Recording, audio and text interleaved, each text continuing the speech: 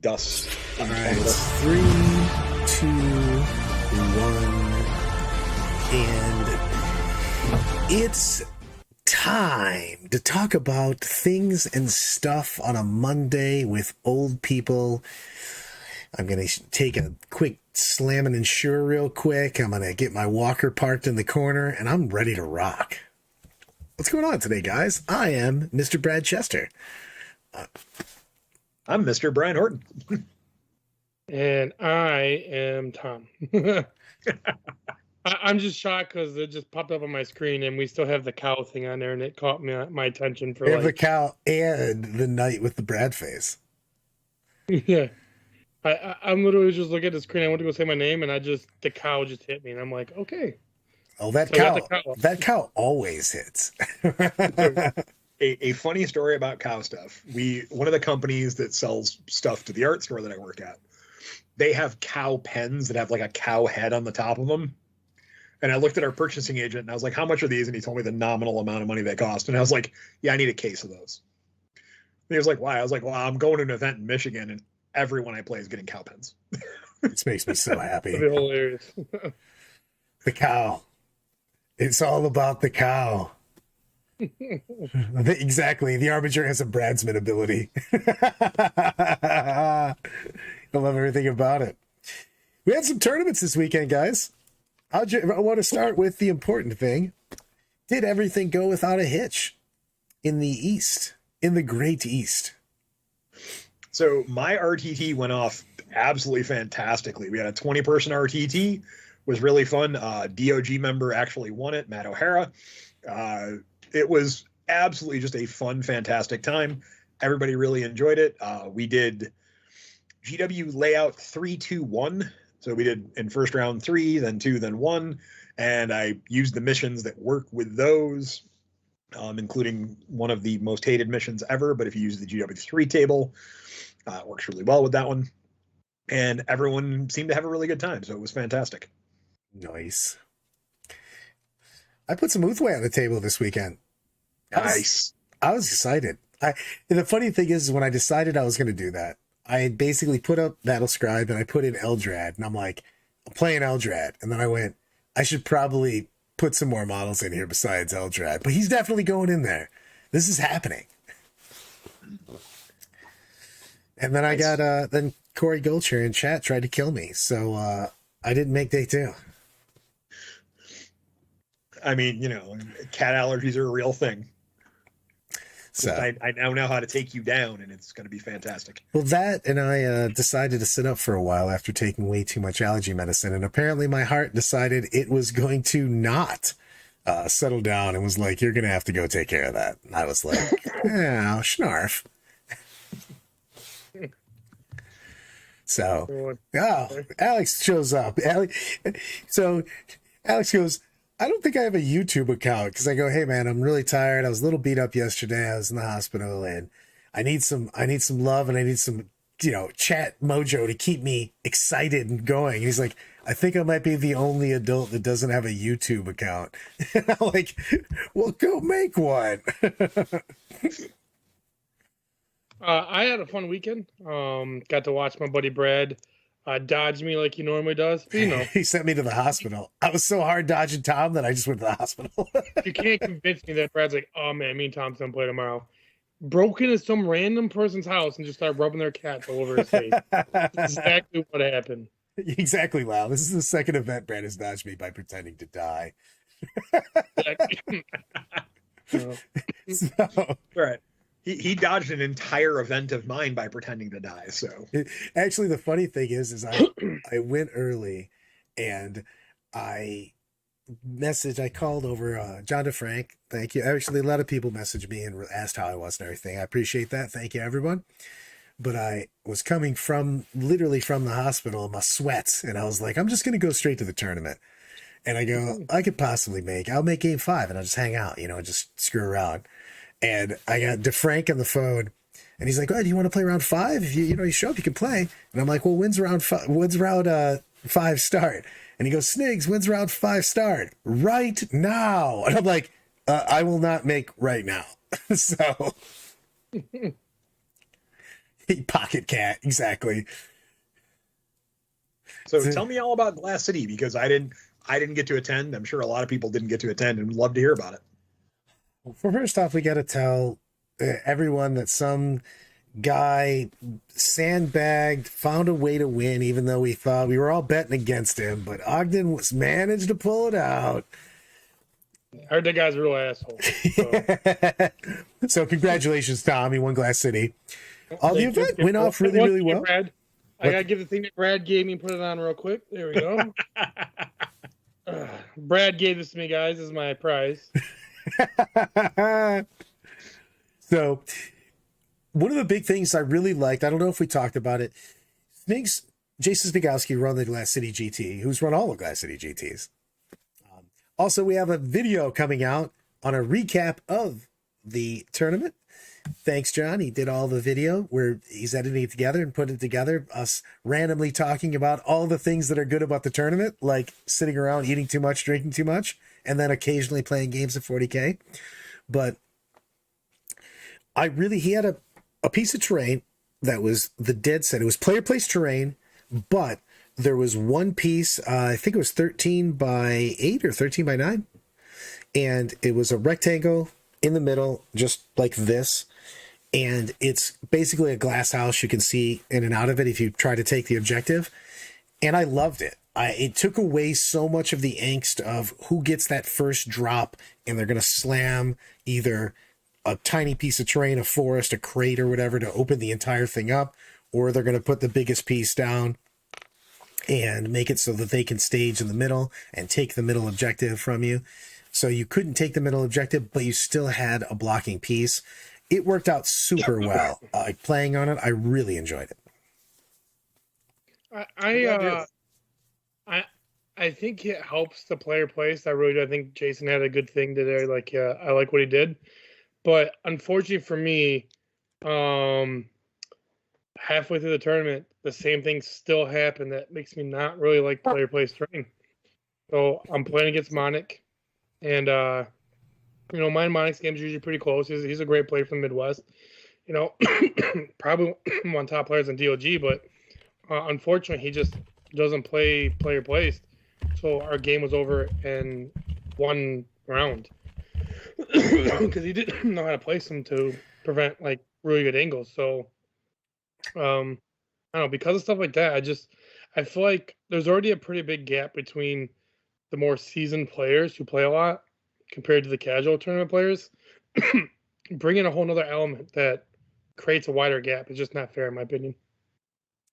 I tend to agree on that because it's one more thing out there that you have to be good at and practice. And maybe you don't play on that. Maybe you play a lot of GW. Maybe you play a lot of WTC. Maybe you play UKTC. So it's a big deal. And it was, like I was saying, the Monic versus Tau matchup was Turnins versus Tau, which I think really becomes if one person doesn't put out good terrain, it's just over. So we talked about it afterwards. He's like, what could I have done differently?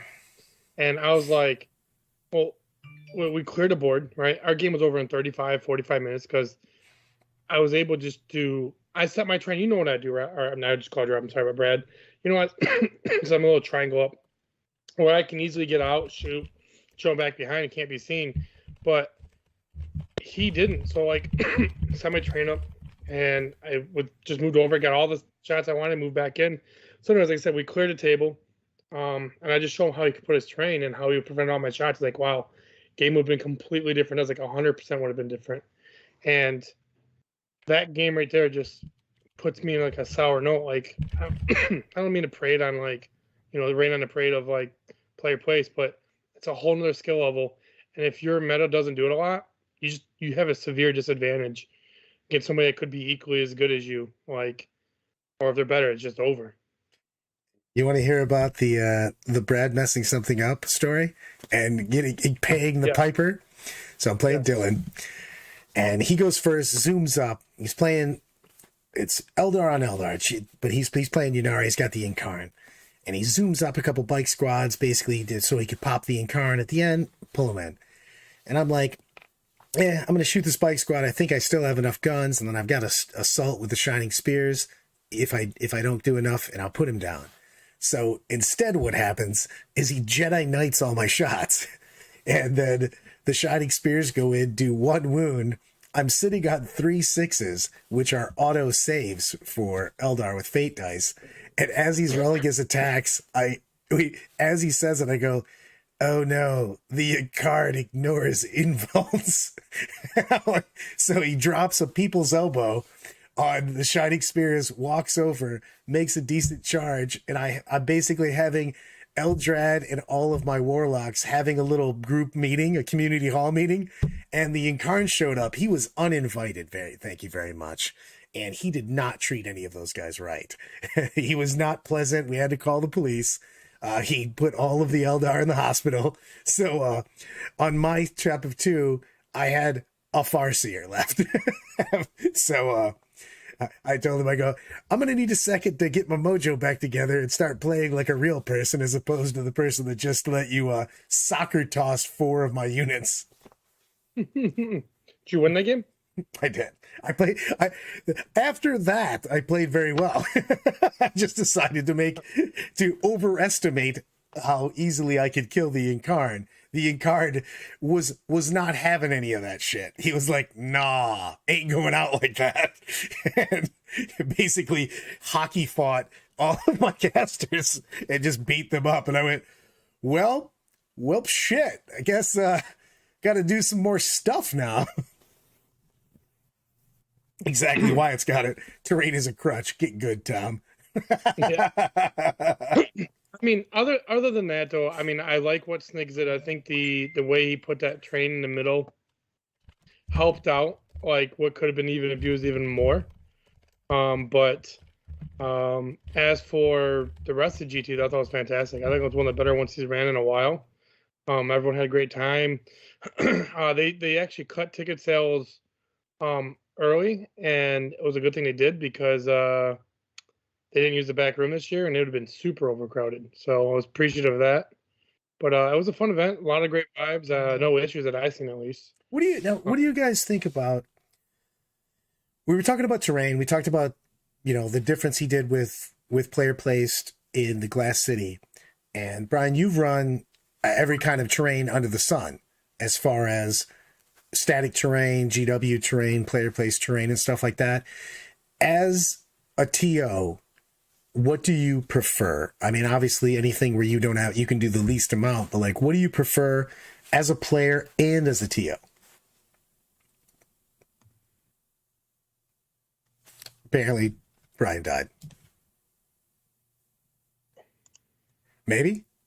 He's talking, but he's not, no sound. There we go. Sorry about that. I was just about to say, as he comes back and goes, and that's all I have to say about the war in Vietnam. As a TO, I have found that from a player standpoint, from players giving me feedback, they like the GW terrain as long as you use the setups that go with the missions that they're designed to work with.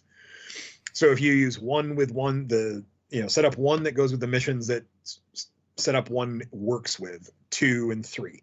That third GW terrain set, which I know hasn't gotten used a lot yet out in the world, is really, really strong. It actually made what's the terrible mission that everybody hates? I'm drawing a blank on the name right now. It's 11. It's Recover the Relics, because they play it on the day 1 terrain. They play it on set 1, but it's a hammer and anvil mission. No, it's not that one. Abandoned Sanctuaries? Yeah, the one with 3 across the middle where they're all in the open. Yeah, for that one works really well with the setup 3. It worked really nice. So it was seeing, and look, I spent a little bit of time, putting the tables down, putting objectives down, and playing with everything to find out which ones that I felt worked well. And after doing that a couple times now and using it a few times, it seems to work really well. I'm not saying it's perfect, because there are some drawbacks that close combat armies are a little bit more favored in certain missions. Shooting are a little more favored in certain missions, but it seems to get a nice standardized, everybody likes it thing. I personally, as a player, like varied tables. I like where skill set comes into where a Du Bois style event where almost every table is different in some form or aspect. You have to adjust your play style to that terrain. I like that as a player. I know a lot of other players do, but there's a ton that don't as well. So it's a catch-22 on that one.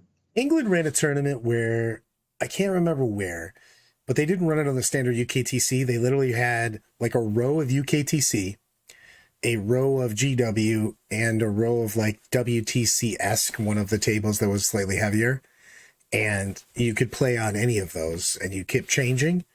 So I kind of like the idea of that, so that you have a set rows, but you can play different each time. So you're not always playing in the exact same thing.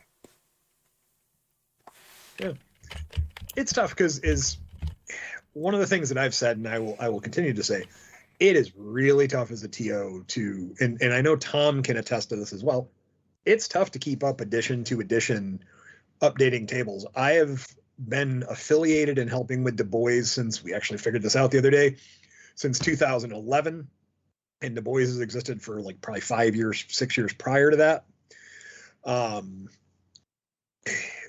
I've updated terrain every year, added stuff, taken stuff away. And events that don't go for making profit, in which I don't fault any events that go for making profit, all the power to those events. I understand it. It's a business model when you're running a business. Most of the stuff I do, actually 95% of what I do, is we go to break even and hopefully add a table the next year. A lot of the expenses for the terrain come out of the TO's pockets or the store that's running them's pocket or someone's pocket. And it's tough to continually update tables, but it's needed in a lot of cases. Sometimes you find tables that, like, Brad, I know you'll remember a lot of our tables for Du Bois, we had some really thematic tables with like a train on it and some forests and a bunch of different things. And it was really thematic and it was great. In, 5th through 7th edition, in 8th edition, that table got to be a little rough to play on. And then 9th rolled around and that table became, you can't use it anymore. It just doesn't have enough stuff. It doesn't have enough obscuring. So that table got retired for a little while until we can add more to it and find stuff that works with the theme that we have on that table to make it a table that works. And it's an expense, and TOs counteract that all the time.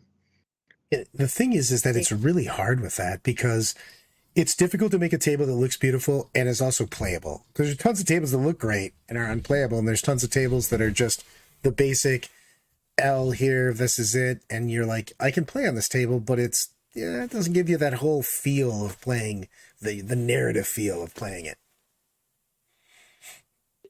I mean, it's a real struggle to replace tables. I mean, this year, as we were ramping up talks for MCM, I think it's going to cost us $10,000 just to slightly update some of our tables. I mean, we sold some of our old ones. Like, we didn't even want to try to fix them. So I think Pete just sold them. But I think it was like $10,000 this year we put into terrain. Yep. And that was only expanding like 20 tables maybe. Yep. So... And the tables that we bought with the Salt City GT was 40 tables of exactly all the same terrain, made by the guys who make that WTC terrain. So it's got that sturdy, pre-printed plastic foam. I don't know exactly what it's called that it's made out of. It's durable. It's nice. It looks good, but it's 40 exactly the same tables. And that was $5,000. And that was them giving me one hell of a deal on it because they gave me like 50 euros off every table. So I was really appreciative of them to do that. I mean, it was they cut me a huge deal. I'm so thankful to them for doing that. That's not really feasible for us because we try to pride ourselves on having not too many of the same tables. So that's why if you look at a lot of our tables, like we have lots of different runs. I think we have like 20 different variants at MCM right now. But I mean, I thought about maybe getting like 10 tables of those. They look kind of cool, but I just haven't decided yet. Yeah. Hey, if you need to borrow them, I can always bring 10 tables out with me. Oh, yeah. I want to go into this real quick on the thing because Anna and Brent both made good points because he goes, Brent likes to play on something different every single time. And it goes, I'm the opposite. He goes, I like symmetry so that no one lost because of the table they ended up on. and I put in chat, I understand both ways, but like, it makes it very difficult to make everybody happy with that. And obviously you can't make everybody happy all the time, but you can try to get what the majority of people want. But what is it more of a, do we start talking about certain events being more competitive than others, or is there something that we make a differentiation in certain tournaments? there's with games. Go ahead, Brad. Go ahead. Go on. No, you go, bud. I got you. So with GW announcing their tournament circuit, we may end up getting standardized GW style tables. They might ask that if you're going to do a qualifier. I have no knowledge on this. Let me be very, very specific about this. I know nothing about it. You never know. They might say, hey, can you have X number of tables be, GW layout? We don't know. They might say, hey, you're just a qualifier, do what you want. But I think if all of their circuit events that they do are GW style, that might become a standard for the next season. I don't know the answer to that question. I'll give you that. It's just tough. My opinion on it is both of those have issues. Like if you run they're all symmetry equally, and people know the event more, or know the organizer more, or they're just familiar with the event, they will build armies that will perform better on that set of terrain rather than an all-comers list. Mm-hmm. And when you have them all radically different, you might get some tables. For example, like one thing we talked about Snigs, about Glass City. Now, fantastic event. A vast majority of tables were pretty fair and very fun to play on. But that my last round, you seen that, Brad. I played against Brandon Volley, another one of our DLG guys, very good with Tau. Was playing against Tau and Tau, and the table's train was super light. Like whoever got the first shots on each other was going to cripple each other. So that's that's an issue you run when you have radically different tables. We try to do in between that at the official DLG events, so all our tables are designed with the same dimensions. But the actual pieces themselves are different. So the footprint, since we run like a hybrid GW style, is the same. But if you've seen some of our U shapes are full U's like GW. Some of them might just be like the long walls are halves. It's all slightly different, all relatively similar at the same time. But it's just hard. Like I watched a lot of events where me and you talked before. Me and you were going to an event before, Brad, and it was like 2 years ago, and we were practicing for it, and we're literally customizing our list to be for that event specific because we knew what the train was going to be like. 100%. You change exactly. I'm going to change my army completely depending on what the terrain at the event's going to be. Well, for those who have been to like Adepticon, it was. Look, I worked at that last year. I enjoy the event, but their terrain for this edition is not 100% of all their tables are not up to snuff. And a couple people were like, well, if I get this table and against this matchup, I'm screwed. And I don't ever want anyone to have that at any event that I'm officially running where I'm in charge of it, because that's not great as a TO, because you don't want people to walk away feeling bad. And that's a tough line to toe when you're talking about 200 tables, 300 tables of terrain. You start looking at like LVO, 500 tables of terrain. It's a lot of undertaking. There's a thing as well, like we ACO 2 years ago, and we're talking about at this point in time, and this is gonna make Brad's head blow up here, but Brad was probably the highest performing player in 40K time. Like he was winning a lot of events with that Dark Eldar army. I mean, not many people could keep up with what he was doing with Drakari, right? And I was still coming back relatively to the hobby. Brad knew me, but not a lot of people knew at the time. And I'll admit this. It's rare I admit this, but Brad was a much better player than me at the time. And he had a great army. At the time. Brad, there's like a 5-minute video of Brad walking home my pocket at Glass City this weekend. But besides that, moving on. No, like, me and Brad's walking around trying ACO. We drove there together, and Brad's like, yo, man, I'm going to be honest with you. If we get this pyramid table, we'll get your Dark Angels, I'm just going to shake your hand and quit. Like, you're going to owe me a lot of drinks because we're going to go to the bar. Oh, there was no place to hide. Yeah, exactly. It was legitimately nowhere I could put any models on the board. And that was before Frontline had player place terrain. Yes. And those tables were their older LVO tables that were from, those are forever 2020. Ago. And then we were playing them, in the first big post-COVID event. And look, I've ran a lot of events, and I was walking around with Reese and Kicker, and I sometimes have a habit of when I'm talking to event organizers and I'm helping them out, I don't bite my tongue, and I didn't bite my tongue. And I'm like, well, some of these tables are complete garbage. I hope we don't have to use these ones that have this giant open factory on it.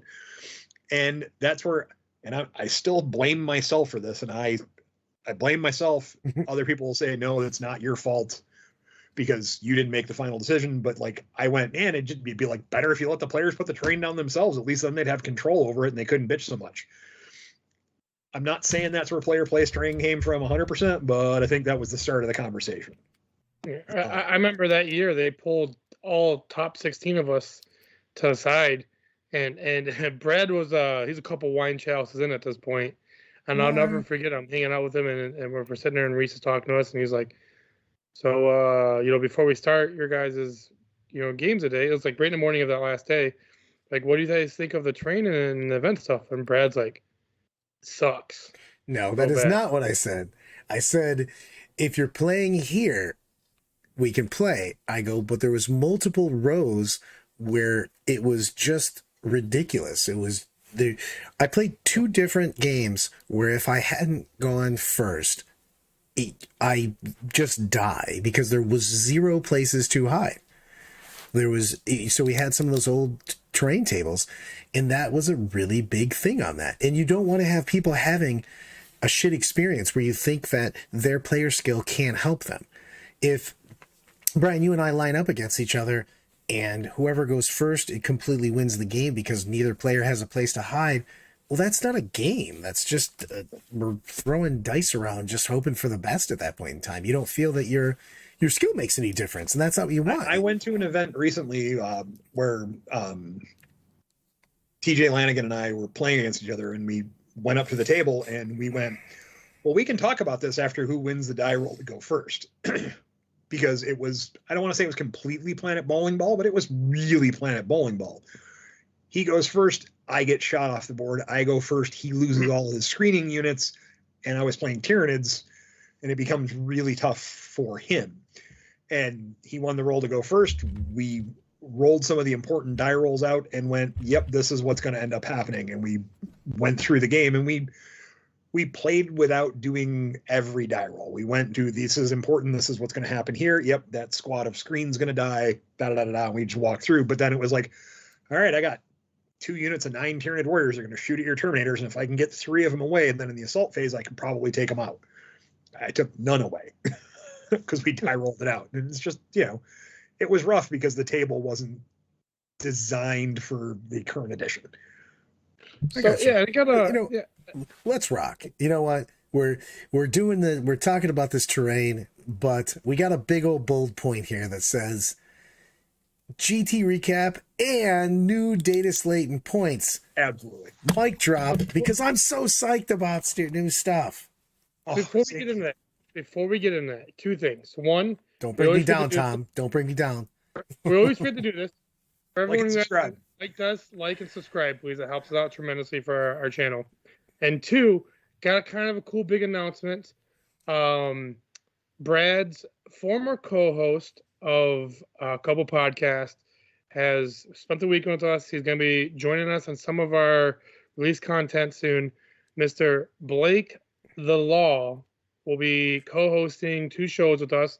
One is our Flavor of Fluff, which will be kicking off very soon. I believe Max is still going to be our first guest. We were waiting for the new points in Dataslate, so that's going to be coming out now. Can I get a hold of Max? I'm sorry, that's Matt. I'm sorry, man. Max. And I'm super excited because that dude is one of the coolest people in 40K. So I'm excited about doing some ultimate stuff with that. And then, are we going with the name he put in the chat the other day? Fluffy Dog, the Fluffy DOG. Yeah, Fluffy DOG is the name of our show about fluff. I'm so excited to talk about it, though, because I want to talk about why people play what they play, not the just winning the game to play. Why are you playing the game? What makes you excited? What is the lore, the fluff that makes you excited? Why did you buy 1,000,000 points of Space Wolves or whatever? You know what I mean? You're not just putting them on because they're, toughness 5. People enjoy the lore of the game. So for those who don't know what it is, flavor of fluff, we talked about this a couple shows we're talking about now. And basically you're gonna have Blake on every episode. I think he's gonna do every other week or once a month. I don't know what we decided yet. You're gonna have Blake come on as the person because he's got one of the best personalities you'll ever meet. The dude is absolutely amazing. And you will tell us beforehand, before being show, we'll talk for a couple days beforehand. You'll tell us what faction we're going to be talking about. You're going to tell us your favorite fluff of the faction, and then you're going to tell us restrictions. Like either you want to see an army built with these models because you think it'd be kind of cool, or maybe you want to see an army built with the models that you only own. And you don't want nothing new added in there, and you give us a list that way. Or whatever restriction ones they give us, you'll have either me or Brad design you a list, and whatever faction's more into our expertise, that's the person you'll get. And then you'll have a show, which we're not putting behind a paywall, by the way.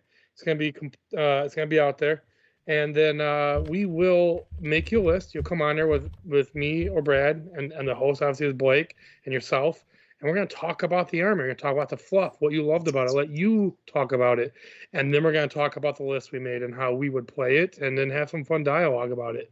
Super excited about that. And then Brad's baby, he's been talking about for a while. Get on there is the Fluff Show.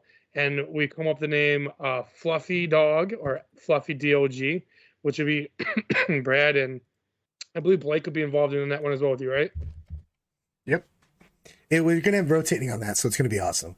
So it's just going to be different guests all the time on that. Also, I forgot to mention that we do have Thursday when Brian go on, we are going to have the Schmedium show come on because we're having Andy show up. Oh, Andy's going to be on a Thursday show? He got his Polaroid camera. He said he's just going to mail me some pictures. I said, "How are you less tech savvy than an old man?" Yeah. So, and the other announcement we have as well is we're upgrading the show, guys. Starting next week, I believe it's next week, he'll be involved. Brad will no longer be the one controlling the show. So, upgrading there. I mean, we could probably get some man on the street that we never met before, probably do a better job than Brad. But anyways, get your shirts ready, Andy. I mean, I love you, Andy. I'm so excited to see you on Thursday. I'm definitely going to be watching the show since you're on there 100%, no matter what I'm doing. But we got a full-time editor coming on board. He's going to be running the show for us. Going to clean it up for us, make it better. Going to do better artwork for our thumbnails because, you got me, and that's just as bad as Brad running the show, doing the artwork and, the tech-savvy intros and stuff. No, we're not doing that anymore. We're gonna have an editor. We have like intros for our sponsors that Brad doesn't ever put on anymore because he doesn't always do. Let's be honest, none of us know what we're doing. We just come on here and talk smack. So, but yeah, it's gonna be good. We're gonna have an editor. So start next week to see the show upgrade and actually doing what we're supposed to do. So. And I have recorded the judges corner stuff. But with the changes and everything, I kind of have to rework some stuff because one of the episodes I was covering, they adjusted some stuff in the most recent FAQ. So I gotta redo that and get it back to proper content. But that'll be coming out shortly. Hopefully, my hope is next month. All right. And then with all that being said, and I'm super excited for the judges corner, by the way, Brian, before I go on next, that's what I've been most excited about because there's some really interesting interactions that people mess up a lot in tournaments. So having like you on there with like some other judges or whoever you decide to do on that, discussing some of these more complex interactions will be very helpful, I think, especially even for players like me that maybe there's some things that I mess up that, so I'm excited to have, a renowned judge explaining how to do these complex interactions. But we've got all our content coming up. It's going to be a really busy month. Got a couple extra things planned for our Patreon members. We didn't release a masterclass last month, so we're releasing 3 this month to make it up to you guys. This upcoming Friday for our Patreon, you'll have the masterclass of Votan with Brad the Emperor himself and our Big John McCarthy himself, our head judge. Kung Fu Wing Chun on you. Oh yeah, and then Saturday there will be an early like 1 o'clock. I haven't picked a time yet. Oh, by the way, Friday's 8:30 for the master class in Votan. Around 12, 1 o'clock, you'll have a master class of Tau with me. And I think Bretton's coming on there with me. I don't know if he can make the time or not, but either way, my master class or Tau will be over Discord like it was last time. So everyone attending, please bring lists. Please bring questions. You know I love interaction. And then the Friday after that at 8:30, you guys will have our first of probably a couple masterclass on Space Marines with me and Brad at 8:30 again. And the reason why I said it is because Space Marines have so many changes in the data slate and points, so many different ways to play. It is Marine City. You pick a faction, you can build a heck of a list. So we're excited about it. It's going to be quite a few videos. I think we're going to cover just like basically Codex Marines, not any of the supplements on the first one, Brad, or whatever you decide to do. And then walking from that, let's talk about the changes. Absolutely. That's what we're 100% excited about. Yeah. Because there's a reason this blue boy's behind me today. Because I own Ultramarines. I don't break them out very often because it's not like one of my main armies. But I so want to put them on the table because I haven't done it other than... There's so many new things you can put on the board. I'm so jacked. I'm looking forward to it. There's... Every army list I've made with Marines has 600 to 700 points of extra stuff that it had before. Losing Armor and Contempt makes me super excited because I hated that conversation anyways. All right, it's AP3, AP2 to you. Was that AP2 before or after Armor and Contempt? Blah, blah, blah, blah, blah. Don't care. So they die just as easy. I don't have to have that nonsense going on. But you're just going to take more and more damage. You can actually put an army on the board that looks like the flavor of the army. You can play to your army's strengths now. And they're actually viable on the board. Things like, Kevin, your custodes, for instance, are a big winner. People like that, they did so many stealth upgrades. They took the custodes now, all those strats that they made only once a game, gone. Infantry, all of them. OBSEC. That's a big deal, man. You know what I mean? You've got AdMech slowly but surely creeping back because they got point buffs. They got all their nerfs taken back. I don't care what it was. AdMech's great. I mean, we've got our new overlords. We're not even talking about them because they're just there. Imperial Guard, the new Guard overlords are just there. We don't worry about the boogeyman, right? Yeah, you know. Go ahead. I am not that worried about Guard. I bought a whole Guard army. You can ask Brenton. He's got the pieces. He's about to put them together for me and send them to the commission. But I'm telling you right now, I am super excited for Black Templars. I've been even looking at my old Ravenwing list and thinking about bringing Ravenwing back. They're good. They're really good. Yeah. I haven't seen all the new secondaries, so that will make a little bit of a change on that. But I'm super excited to get my Salamanders back on the board. I want to put my Space Wolves on the board. There's so much new stuff. There's a lot. The thing I like about it is there's not just one army of each type, even the factions. There's multiple styles that are tournament worthy because the points went down. You get more things. You need enough damage to be able to play the game. You're never going to have enough durability. We're at the end of an edition. Everybody's got their toys. You just need damage. Anything you put on the board is going to get killed. You need enough stuff to go out there. And I am super psyched. I think the Marines are looking really good. I think GSC is going to come back really strong, especially with Armor and Contempt gone because, and then you're not seeing that Flamers in every single list are not going to be there because one, Ark of the Covenant is not soupy friendly. So you're not going to see that. But also, I think they did a couple things got hit a little bit too hard. Let's pour one out for our Tyranid brothers. But amongst everything else, they did a really good job. I think they hit the Flamer nerf out of the park for me. Absolutely. Because there was a real thing that they could have, GW historically has just teed up what they're going to nerf and just exploded it. And they didn't. They just made it so that they had to roll the hit. In Demons, they actually get rerolls and stuff like that. And because of the way we're making lists now, it's not as easy to soup because you lose a lot. So I don't think you're going to... Go ahead. I think their BS should have been 4+, not a 3+. If they want to make them 3+, then make them. Bro, they at least they kept them playable. I was so thinking that they were just gonna shoot them in outer space. I don't know, maybe like a zone throw. Like like say for instance, hypothetically, you made a Zoe 70 points apiece. Hey, that's something that you would never play that again. To stab me in the heart grab. I have a couple questions I want to get to real quick. First off, I had people asking me earlier in chat, and I didn't want to hit it earlier. I wanted to wait till we got to this point because it made sense to kind of get to it early. Tau is not dead for the new season.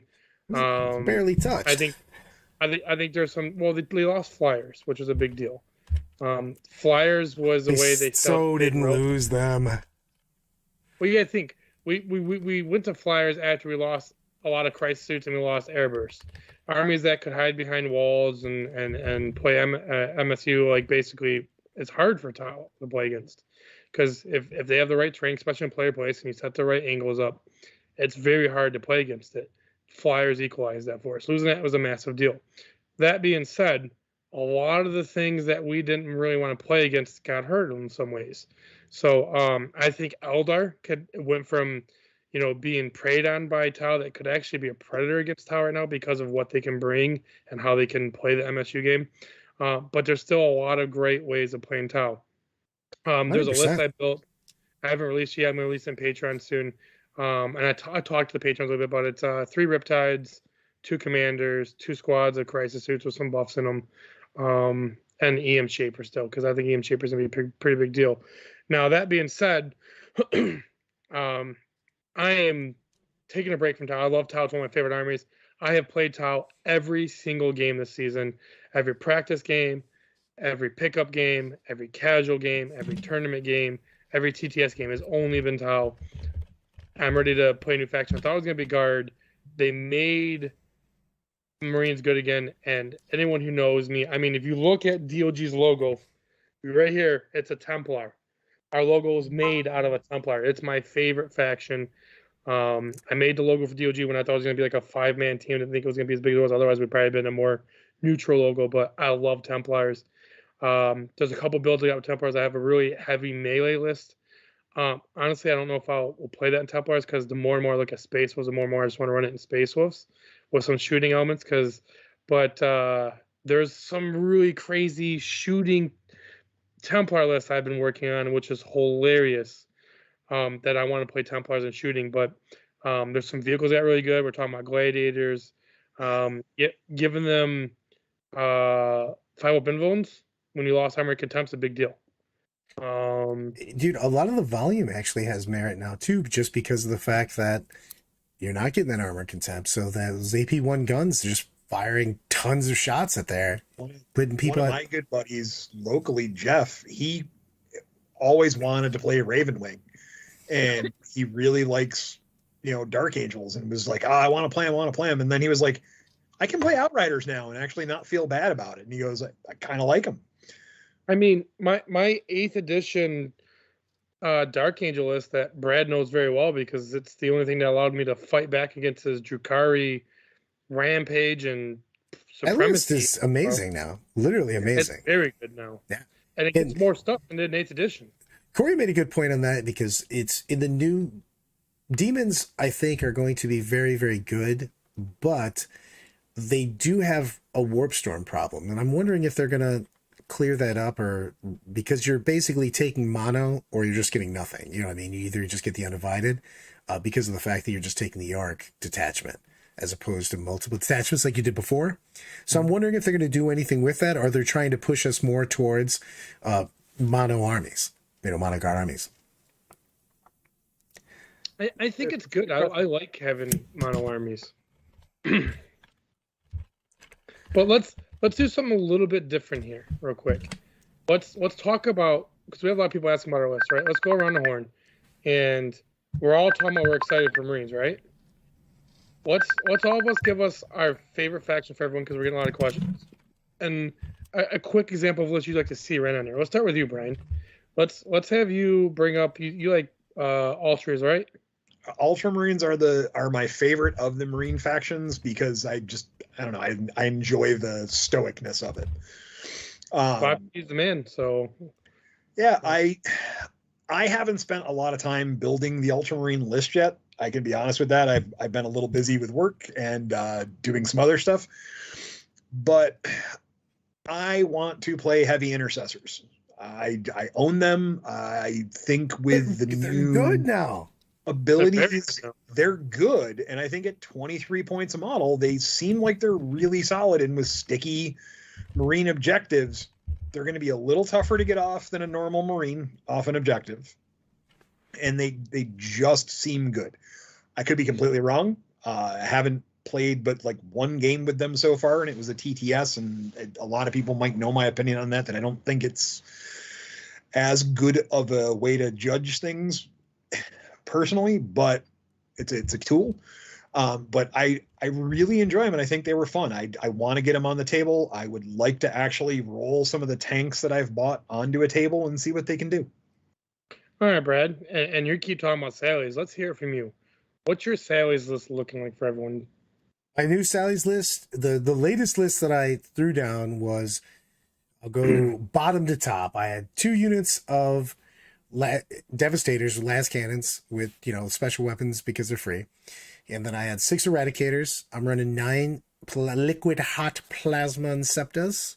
And then a unit of attack bikes, 2 units of Infiltrators, 1 unit of heavy intercessors, 6 aggressors, Primaris Apothecary, Vulcan, Chapter Master. I did bring Adrax, but I think I want the extra rerolls, so 4 rerolls on that. And now you can just spend the 1 CP and put an extra captain in there also if you want to. So that, and I was screwing around with some termies in there also. But you just get a ton of stuff, and it feels really good. And there's, like I said, there's just options. I like when an army isn't, this is just what you play plus or minus 200 points. You know what I mean? I like the fact that you could bring a ton of gladiator tanks. You could bring a bunch of the speeders. You could bring all infantry. Troops have a real role now that they went down in points. They box out with GSC demons out there. Infiltrators going down 30 points, getting that free gauntlet. You know what I mean? Going from 130 to 100. Big deal on that.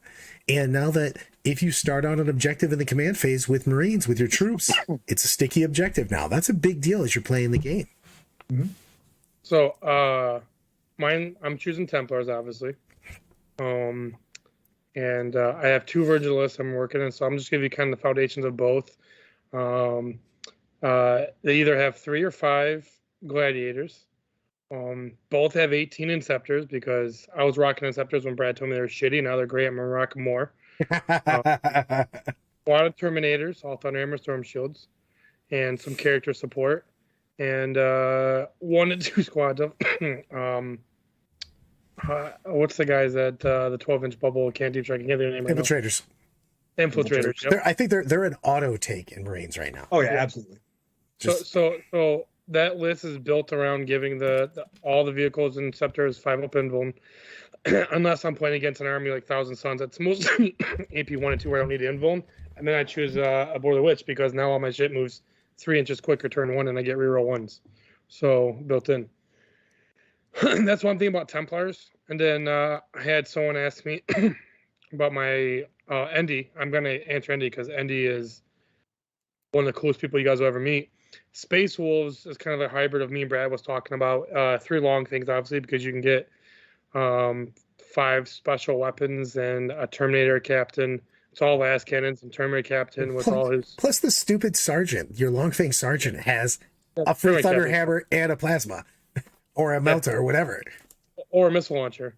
And it's like 150 points. 149, baby. It's so good. That's ridiculous. You have 5 las cannons and a sergeant and Terminator armor with all the extra stuff for like less than 150 points. Absolutely insane. So 3 of those. 3 big squads of the jump pack guys, because they still have good jump pack guys that can take all the free upgrades. And then some Wolfen and Thunderwolf cavalry. It's and a couple other vehicles as well. But I brought the Termies with. I only brought 1 unit of Wolf Guard and a couple units of Termies, and my space was on that because man, you can take 5 combi Melta and the 1 Cyclone plus Thunder Hammers on everybody, and that's super cheap. They're 34 points a piece. You know what I mean, for that. So you just have a great thing, and then you zoom up, you run up the woofin, they give you reroll and charges, you run up your chaplain on a bike, put the market, put a hunter on him, the saga of the hunter on him, so he's +1, so he's moving 21, and then all of a sudden you go down, you shoot somebody with your terminators, then you make a 7-inch rerollable charge. Yeah, 100%. Yeah, Plasma Inceptors are 100% auto take. They're just so good for their points. They're going to get nerfed eventually. And Lyle, we talked about the Sons of the best Primarch. We already had Brian talk about Ultramarines. Obviously, Bobby G is the best Primarch because he's the only one that wanted to wake up and come back and save the Imperium. So, Russ just kind of whoa. Russ is on a bender right now on the Eye of Terror. So, yeah, but he's not in the Imperium helping it. So he's not including Marines. What other armies are you guys looking forward to playing? If I didn't give my whole AdMech army away because I was so disgusted with them, I'd be playing AdMech. AdMech looks super, super good. I do want to put on the record, though, I think Sanguinis is easily the best Primarch. I was just messing with Lyle. But Death Company is insane. Bull Predators are insane. He's just but I'm saying, he said besides Marines, though. Because I'm always excited to play my elves. And I'm super excited. I actually think GSC got way better. So this is going to be an odd one. I'm looking forward to playing the Necron Silver Tide. I think at 11 points per model, even though their secondaries got nerfed a little bit and toned down, they're still pretty strong. And with everybody having to go to higher AP stuff to deal with Marines, the volume of shots then goes down, and then trying to move 20 guys with one squad is going to be hard. I actually am looking forward to taking Nids to a tournament this season because Brad says I can't win anymore, and I'm going to prove him wrong. No, I said no. I said the current list couldn't win. Oh, I'm going to win with the current list then. No, you're not. I will take that bet. Okay. I will play a Kraken list. I'll make it work, and I'm going to win.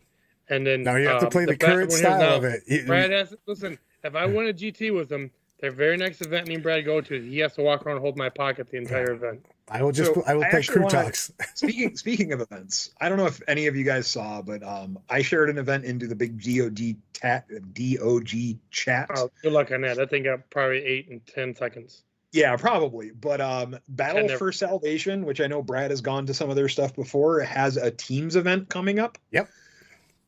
Check it out. We won it last year. Woot woot! Defending champs. Yeah, two of the champions right here. Yeah, so I think I'm gonna try and weasel a team into that. Yeah, you got the defending champions right here. So yeah, I'm thinking of bringing a team full of people who are similar minded to me. We think we're good and we're not, and we'll show up and play and have a good time. Are you trying to steal Brad from me? What's going on here? Oh. I mean, I could just call it the great old guys and, just bring myself and Brad and, talk some. I don't know. Nick Rose is coming back, and we could have pajamas. Our old team from back in the day was the Has-Beens with pajamas, myself, Nick Rose, now the captain of the AOS team, William Souza, Bill Souza, and Ben Woolley. The old Has-Beens. By the way, Anna, I'm just going to drop the Spore Dudes because I got to give up points for my Raveners. Sorry, man. You have to play it. You said you could play the current one. You got to pay those reinforcement points. Fine. If I'm allowed to play, if you make me play the same exact list, I get them for the same models, and that sounds great. So, I get to play over points. You just made my job a lot easier, Brad. Thank you. But it's like round 6. I'm like, Tom, do you realize you've been playing like 400 points over? Hey, Brad made me do it, so you go yell at him. I already said that. I'm so bummed that we're not using the new stuff in LVO. I told him, we were talking, and I go, I think I'm just going to bring new points Marines and just keep playing them until I get kicked out. You're like, Brad, he is killing with those new salamanders. Man. You're like, you have a lot of stuff on the board. You would get kicked off in round 1 because there's someone from that company that listens to this cast every Monday. Oh, God. Yes. No, what I would do though is I would play every game. I go, here's the deal. I want to play with the new Marines. I want to play with the new points and all the new stuff. You get to win this game 100-0, but I would just want to play with the new stuff every game. Brad's Now like, that sounds like a good time to me. Brad's like, I want to do points, but I don't want to give Armor of Contempt. I want to keep it. Don't need it. Don't need it, baby. Get kept out of retirement, yes. I think the new meta is interesting. It's going to be very different. The three armies that's kind of shaped the meta for its last half are weakened. One of them has been nerfed so hard in the ground, it's going to be hard to win with them, in my opinion. I know Brad thinks we're still... It's funny, me and Brad sometimes we're so similar in our opinions, but sometimes so different. I think Nids still have plays, even like a Kraken-style list. And Brad's like, no, the Kraken's just dead. And then I'm like, Harlequins are just dead. Brad's like, no, I think they can still got win them. Play. Like, man. There's always a spot in my heart I can make elves work somehow. We're gonna make it work, guys. All right. So Brad, here's the deal. You have to take elves to 1. I'll take Tyranids. We'll make Tom take, Tau for 1 event. And we'll see which one of us do better with our old, style stuff. Is he playing Harlequins or Eldar? I'm gonna start up Harlequins. He has to play Harlequins. I'm crushing him. I'm crushing old man to the ground. I've now decided that I'm going to make a side event now in LVO. Just me playing new points versus people if they want to play. Brad's gonna get beat so bad in his game with my Tau versus Quins. It's gonna be like him this weekend when he had a cat in his face. He's like, can't breathe. I'm like, yeah, you just suffocated, bud.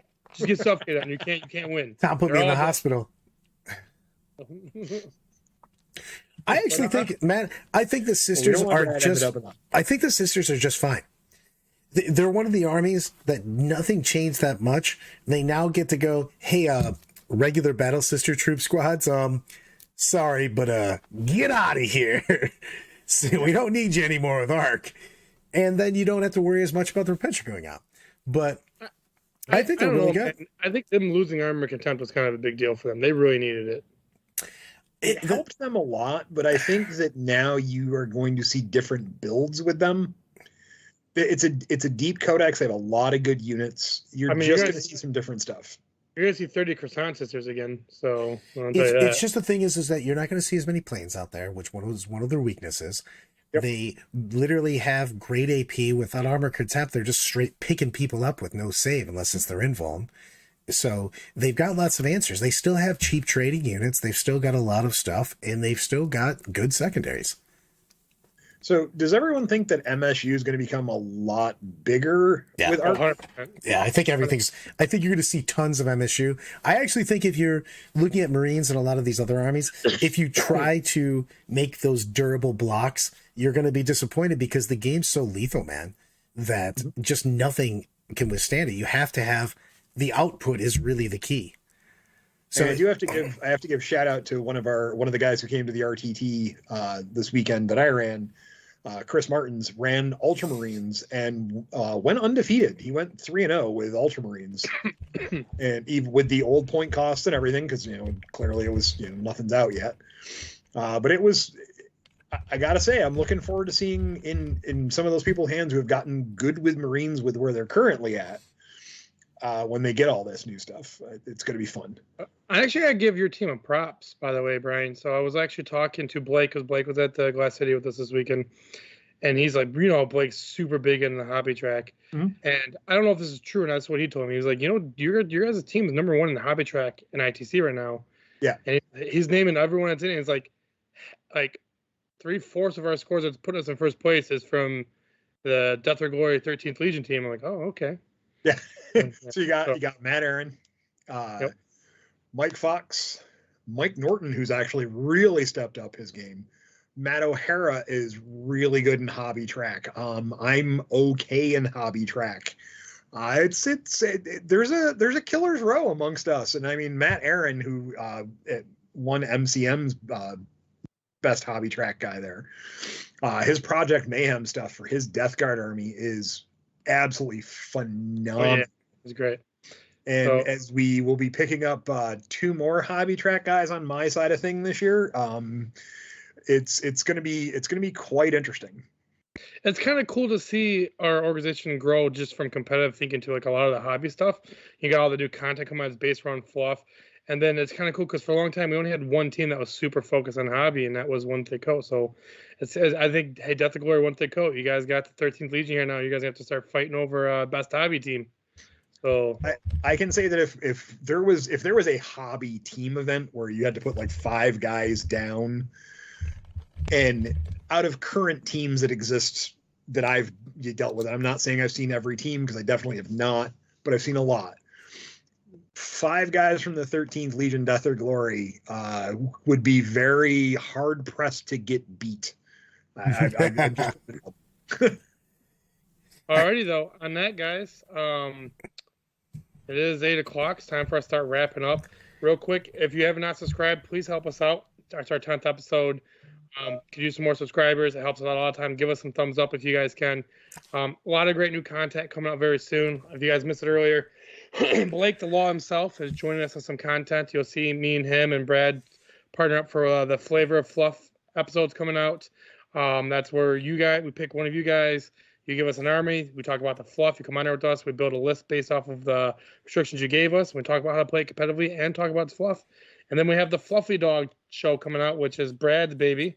That is Fluffy DOG. That's where him and Blake and some other people come on there, and they just literally just talk about fluff for an hour or however long you get Brad to talk about fluff, because that man can talk for hours about fluff. But yeah, we got a lot of things coming out, and then we got our 3 master classes this month for Patreon. Got one on Votan coming up this Friday at 8:30. That's a live thing. It can be watched if you didn't get in there live. We like to do it live because we like to have people interact with us. Then I have Tau. This is all from new battle points, new Dataslate, obviously, Saturday at 12 o'clock. And then we have Space Marines, which is just the Codex Marines. We'll do supplements later on.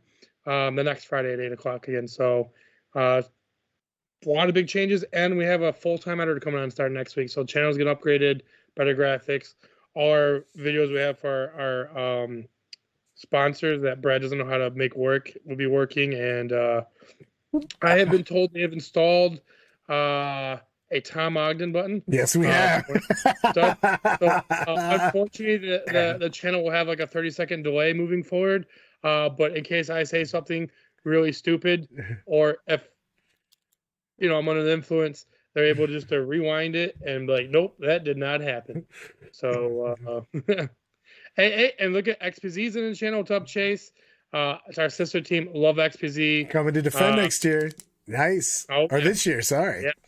Yeah. Well, you better come here and win the event this year. I'm expecting you guys to, because Brad's definitely not gonna win it. He gets too hammered at that event. But no, I'm just kidding. Brad actually you won MCM the first year, didn't you? Yep. And you won the doubles first year. So, and then so we got some good times. Excited to see everyone. See you guys next week. Thanks for the show.